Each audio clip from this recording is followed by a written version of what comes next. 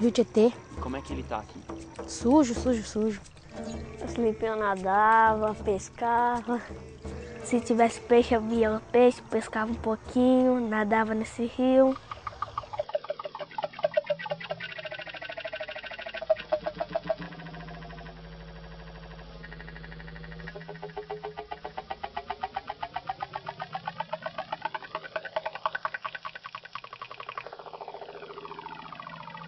A minha primeira lembrança é que quando a gente era garotão, a gente ia pescar. Tinha muito peixe, traíra principalmente tinha muito, né? Então era um peixe, era um rio rico de peixe, de tudo ali, né? Era limpo, limpo, limpo. Pegava muita piava. Piava, a gente via dourado, pintado.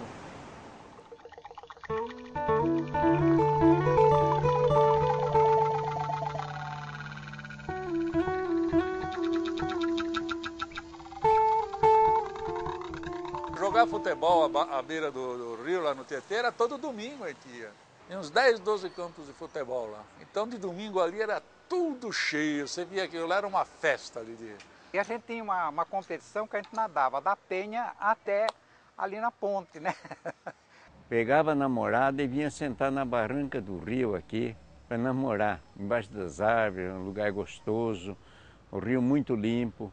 Antigamente a gente chegava aqui na beira do rio, abaixava, pegava com a mão uma concha de água assim e tomava, né? E era muito gostoso aquele tempo, hoje não dá mais. O que é um rio?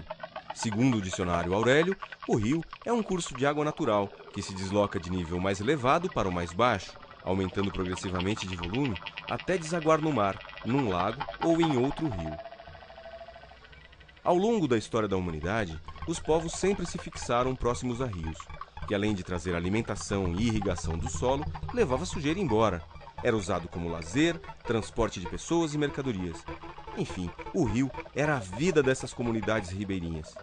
Antigamente, esse sistema funcionava bem, porque as comunidades eram pequenas, assim como seu impacto sobre o meio ambiente. A água muda de estado e se renova. Ela pode evaporar de um rio, virar nuvem e chover na floresta. Na floresta, ela se infiltra no solo e alimenta os lençóis freáticos. Renasce num olho d'água e volta a ser rio. Corre toda a sua extensão e deságua no oceano. Pode ser consumida por seres vivos que a utilizam e devolvem à natureza. Toda a água do planeta passa pelo ciclo da água, que faz com que o volume de água no planeta se mantenha o mesmo há milhares de anos. Um dos fatores naturais que assegura esse ciclo é a floresta. Não existe floresta sem água, e nem pode existir água sem floresta.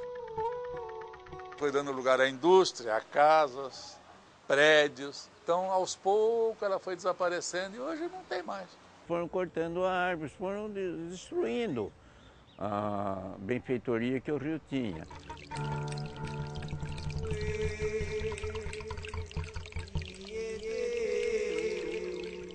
O Brasil é um país privilegiado em termos de presença de florestas e de água. Mas ao longo dos últimos 500 anos da história, muito dessa mata se perdeu. A Mata Atlântica cobria 15% de todo o nosso imenso país, onde se concentrava uma rica biodiversidade. Porém, essa foi justamente a área escolhida para as maiores derrubadas de floresta, dando lugar a monoculturas como a cana, o cacau, o café e, mais recentemente, o eucalipto, e também a pecuária, com suas necessidades de grandes áreas desmatadas para pasto. Ao longo do século XX, mais floresta foi derrubada para servir de combustível, material de construção e até mesmo para abrir espaço para novas ocupações. Isso gerou crescimentos populacionais, fazendo com que pequenas cidades se tornassem grandes metrópoles. Todo esse uso desordenado reduziu a Mata Atlântica a apenas 7% da área original. Tal perda, associada à falta de planejamento urbano, reduziu a quantidade de água em várias cidades dessa região. Outros biomas, como o cerrado e a floresta amazônica, também sofrem os efeitos nocivos do processo de derrubada de florestas, que continua ativo no Brasil.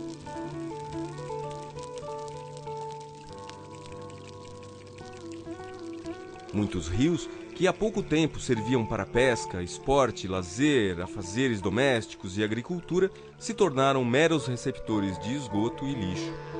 E outros tantos rios que estão em regiões menos urbanizadas e com usos agrícolas sofrem com a contaminação pelo uso de pesticidas e adubos e perda de mata ciliar, que é a mata que está às margens dos rios, protegendo e garantindo a continuidade da vida aquática. A hora que você destrói a mata ciliar do rio, você destrói toda a capacidade dessa mata de estar filtrando tudo que vem para dentro da água. E perde também toda a possibilidade de surgimento de vida. Nós somos parte da natureza, somos um elemento da natureza, tá? Então nós temos que ter uma interdependência com tudo isso. Eu saber que aquilo é bom para mim, mas eu tenho que ser bom para aquilo também, tá certo? Então se eu chegar destruindo, daqui a pouco eu não tenho mais. Cada ser, cada indivíduo são uma peça importante. Principalmente que mora perto do rio Tietê. 70% do nosso corpo é água. Em tudo nós dependemos da água, para banho, para alimentação, para tudo. Ou o ser humano, ou nós nos adequamos e nos ajustamos ao meio ambiente e respeitamos a natureza, não temos como sobreviver. O ser humano, como parte integrante e inseparável do meio ambiente, precisa pensar mais em como manter uma relação saudável com os recursos dos quais depende a vida no planeta, especialmente a água e as florestas.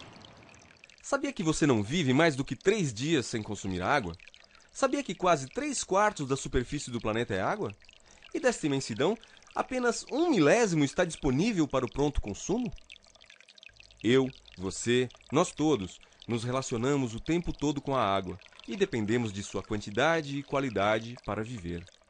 Uma pesquisa feita em 1954, um pouco antes disso, um grupo de pessoas subiu o rio Tietê de São Paulo até aqui, analisando seus vários afluentes e chegando aqui na fazenda do seu Joaquim Chaves, disseram que aqui seria a principal nascente do Tietê. As crianças que vêm para Salesópolis normalmente é da região metropolitana.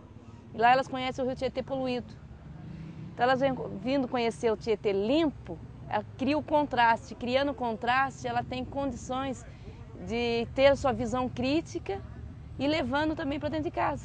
Você percebeu, o rio Tietê, ele começa limpo, ele tem, infelizmente, a ação devastadora aqui da região metropolitana e ele consegue, mesmo assim, se recuperar na sua foz, né? Daqui de Salto ele desce, vai Porto Feliz, Tietê, Conchas, que eu conheço é Barra Bonita, Bariri, Bitinga, e segue o rumo, vai até Mato Grosso, onde ele desemboca no Paranazão.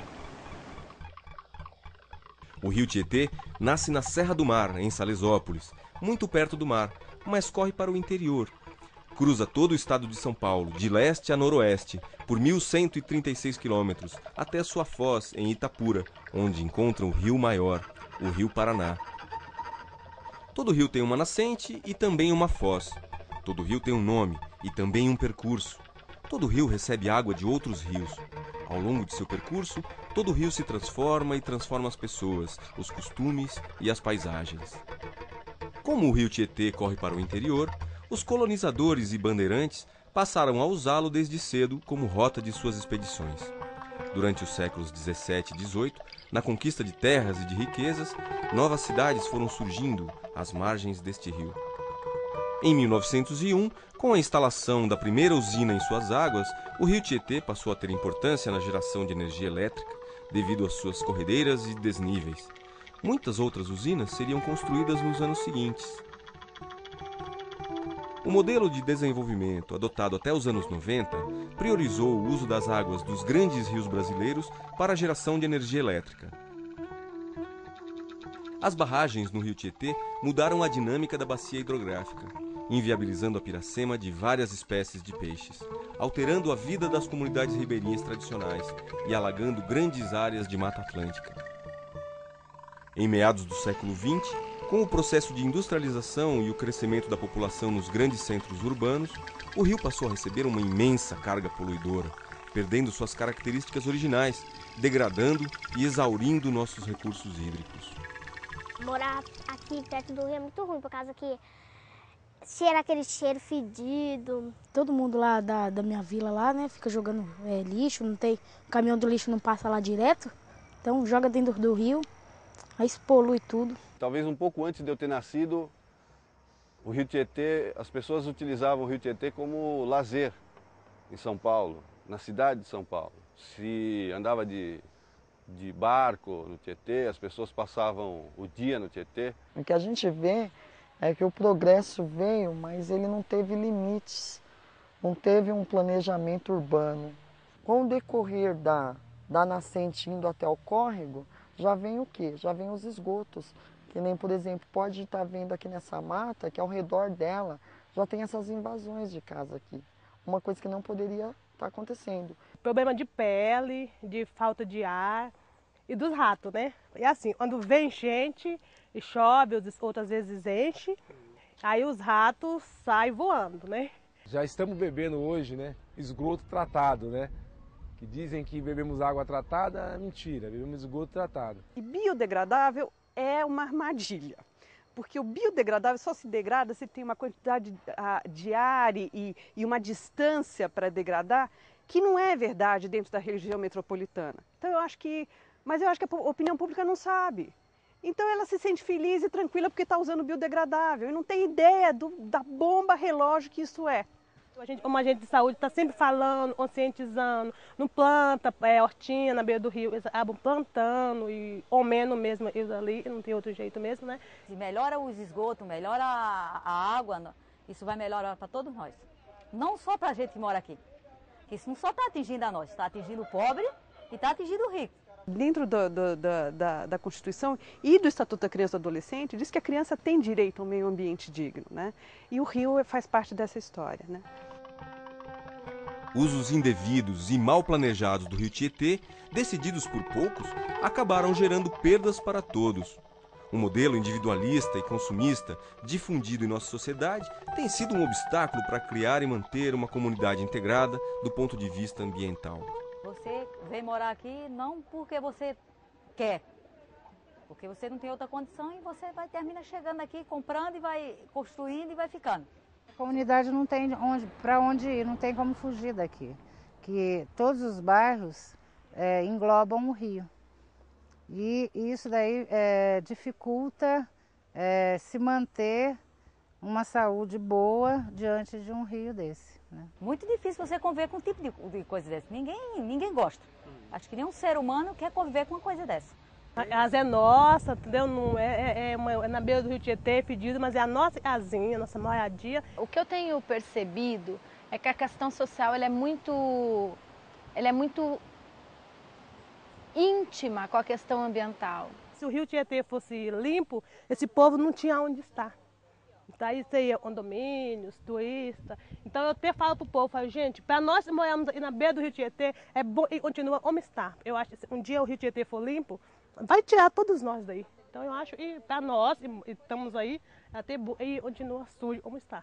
É doloroso, é difícil, você vai ter que enfrentar algumas barreiras muito maiores e que tem voz, que tem criança, que tem gente, que é pessoa como você. Nós vamos ter que praticar mais ações em benfeitoria dessas pessoas excluídas socialmente. O grande desafio é justamente garantir que ninguém fique de fora quando conseguirmos avanços nesse processo de recuperação e preservação da qualidade de nossas águas.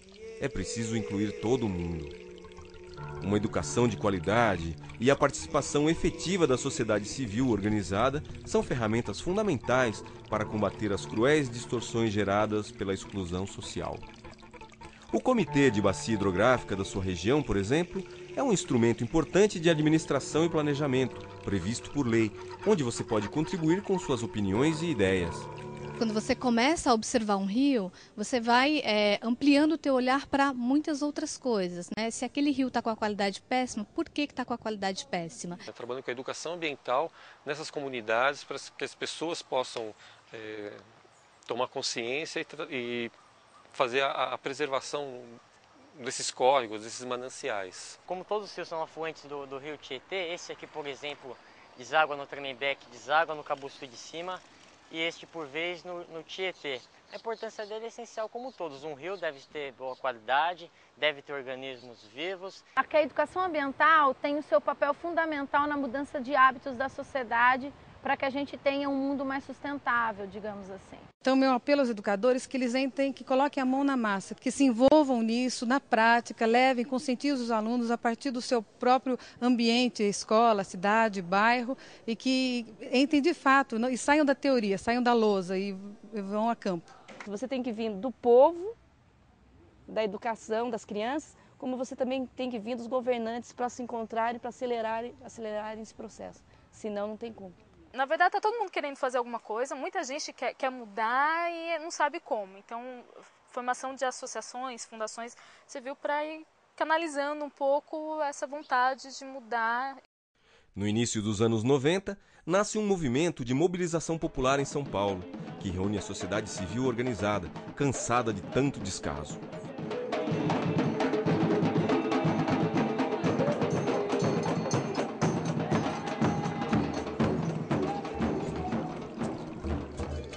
Graças a um jacaré, o Teimoso, que apareceu nadando nas águas mortas do Tietê, na capital paulista, as pessoas voltaram a olhar para o rio. A SOS Mata Atlântica se uniu à Rádio Eldorado e deu início a uma campanha de mobilização que reuniu em um abaixo-assinado 1.200.000 pessoas que pediam a despoluição do rio Tietê. Assim nasceu o Projeto Tietê, e com ele o Programa de Educação Ambiental Observando o Tietê, que desde 1993 reúne cidadãos para monitorar a qualidade da água dos rios da bacia hidrográfica do Tietê e promover ações por sua transformação.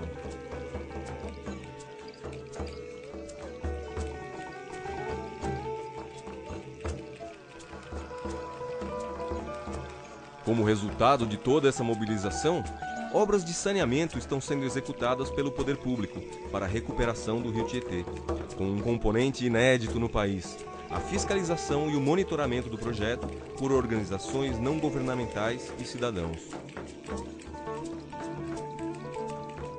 Com isso, aos poucos, os habitantes de São Paulo estão se apropriando e reocupando o rio Tietê e suas margens para lazer, transporte, educação, manifestações culturais e religiosas.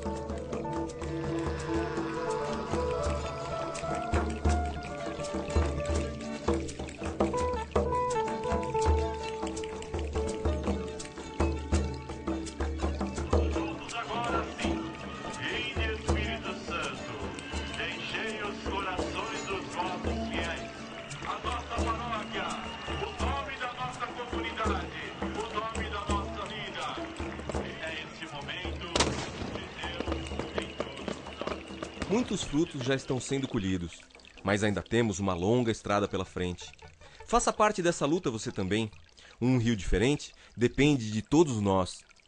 Quanto mais cidadãos estiverem engajados nessa causa, começar a perceber que o meio ambiente é tudo aquilo que nos cerca, essa rede vai cada vez mais aumentando.